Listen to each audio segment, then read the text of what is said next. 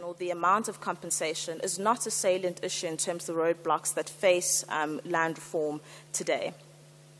In fact, and this is an opinion that the panelists in the high-level panel report, as well as the experts that they received to make submissions, all concurred on. And I will share in a little bit what the main factors or the main stumbling blocks towards achieving land reform in South Africa have been, and not compensation.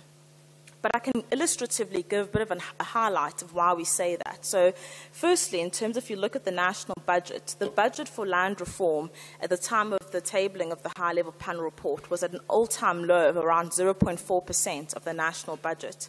So there has not been a time when government has actually put its money where its mouth is towards land reform. We cannot have a debate around compensation as a stumbling block when it has never, in fact, been prioritized in the national budget previously. Perhaps when we come to a stage where land reform is prioritized in the budget, there could be a discussion around whether or not it's overburdening the budget. But an allocation of below 1% does not make that line of discussion very credible, especially when you look at what similar amounts government is spending in other areas which are probably excesses or luxuries of government. So a recent report was released recently by the Institute of Race Relations showing how the government is spending around 2.6 billion rand on VIP and protection services. Now that's an amount that almost mirrors the amount that is currently allocated towards land reform.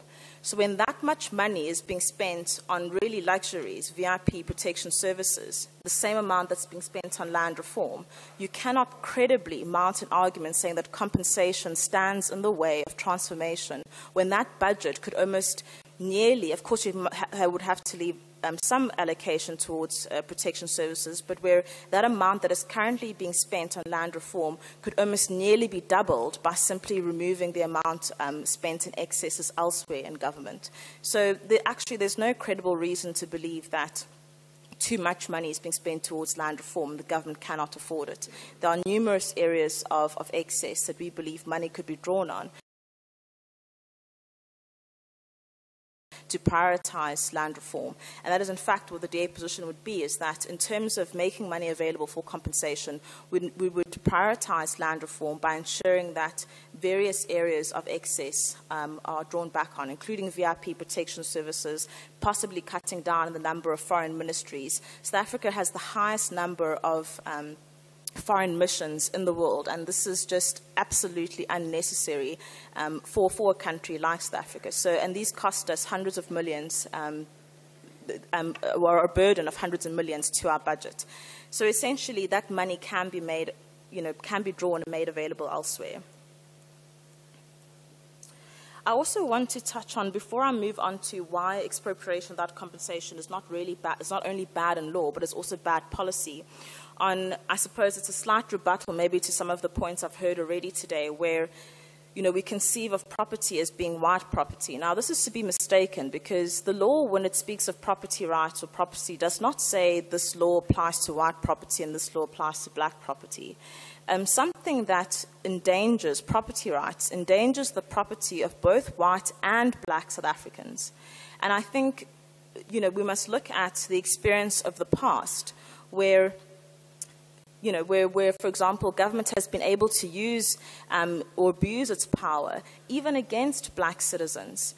And I didn't want to veer too much in this kind of very politicized and racialized discussion, because I think that even just a discussion on the facts is substantive enough for us to actually get to grips with the challenges in land reform and to the solutions that are needed.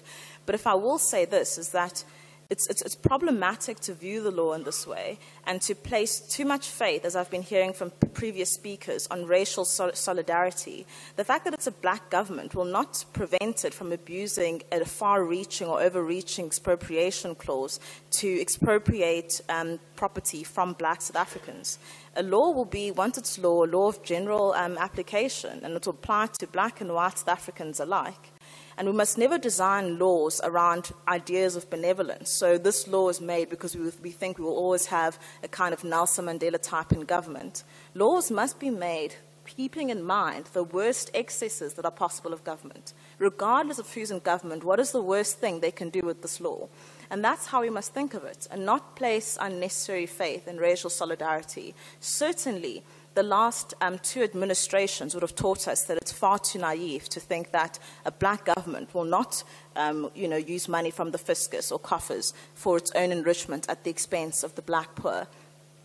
So I think we must really be cautious of thinking that this is some kind of racial game and that the law will protect one race over another. The law will be the law. And we must guard and to ensure that that law is constrained as much as possible the excesses and abuse of powers we've seen. So I then wanted to move on to why expropriation without compensation is also bad policy, regardless of whether it's constitutional. So what I presented before was that in our position, there's overwhelming evidence to suggest that expropriation without compensation is likely to be unconstitutional because it would violate the clause of just and equitable compensation. Although there is likely to be a portion of the Constitution although there is likely to be alternative interpretation of the Constitution that might deem that just and equitable compensation could also be zero compensation. So in light of that fact, if we were to assume that perhaps the ruling becomes that just and equitable compensation could mean zero compensation, I still think we would want to show why expropriation without compensation, even when it might be deemed to be constitutional, would still be ill-advised. So it would still be bad policy. And I think the point to make there is that bad policy does not mean that it's unconstitutional or illegal. If we look at the education system and other areas in South Africa that are failing, they're not failing because the policies in place are unconstitutional or because the policies in place are illegal. They're failing just because they're bad policy. So what I'm saying is that we mustn't only look at why expropriation without compensation is unconstitutional. I'm saying we must also look at why it's bad policy, because it may very well maybe go to court or after this constitutional review process be deemed to be constitutional. But a law does not need to be, or policy does not need to be legal or unconstitutional in order for it to be bad policy. And some of the reasons which make expropriation without compensation bad policy, is, as I've highlighted, the insecurity that it places for property rights for black and white South Africans, for all South Africans, the fact that there's high bank exposure to, for example, agricultural lending, and indeed just to property. So there's a risk of huge financial instability if we were to expropriate land, because the question is, with all these loans and mortgages attached to land, when there's a default on that, who pays? Does the government now take over the mortgage or the loan and pay the banks, or will the banks not be compensated for that? And if we say that banks will not be compensated, what does that mean for financial stability and the security of our financial markets, and as well to investor sentiment? Not just to investor sentiment, maybe for those who are still looking to invest in the country, but even in terms of those who are currently in the country. We've had Agribiz and Agri-SA and other agricultural bodies already express that it's very difficult to make investments, in agriculture because of this uncertainty. So there will need to be certainty in order to ensure that people feel free to invest and that their property is not in danger of being expropriated without compensation, and that they actually will reap the benefits of that investment. So aside from issues around whether expropriation without compensation is unconceived, redistributed land are made tenants of the state and not owners of the land. And this is a huge issue because we're talking about giving land back to people. We're not talking about giving it back to the government, who may then redistribute it out to cronies and those who are politically connected. So it's important that land redistribution means giving land, and our gold standard is title deeds, even though we must look at other registrable rights outside of just title deeds alone, but that people must have ownership of the land and not the government. And that also we need to ensure that we ensure that there's rising evidence of corruption by officials, and that corruption is rooted out of the land reform process. And that also there needs to be the political will. I've highlighted how the budgetary constraints is not a credible argument, considering what a small part of the budget land reform allocation has been. And there's also just the lack of training and capacity of those involved in the Land Commission and other land projects that are involved in the land reform process. And that if it's to happen properly, we need bureaucrats and technocrats that are efficiently trained to ensure the process is rolled out as fast as possible. If we look at restitution alone, the high-level panel report highlights that at our current pace, it will take 35 years just to settle all the old unfinalized claims, never mind the idea of reopening up the restitution process.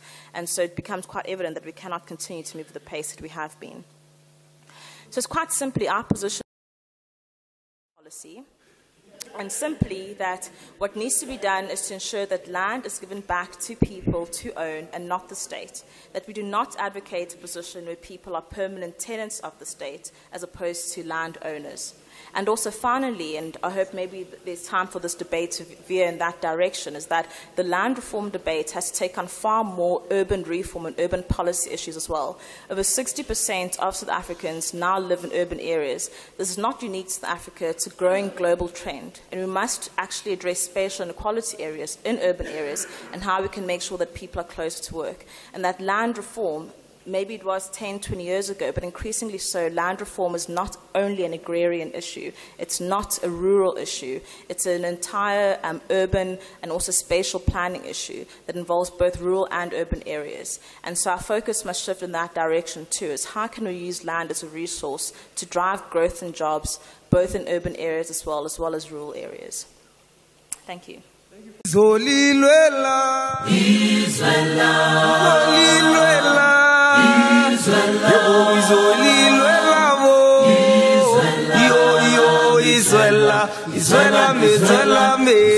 Israel,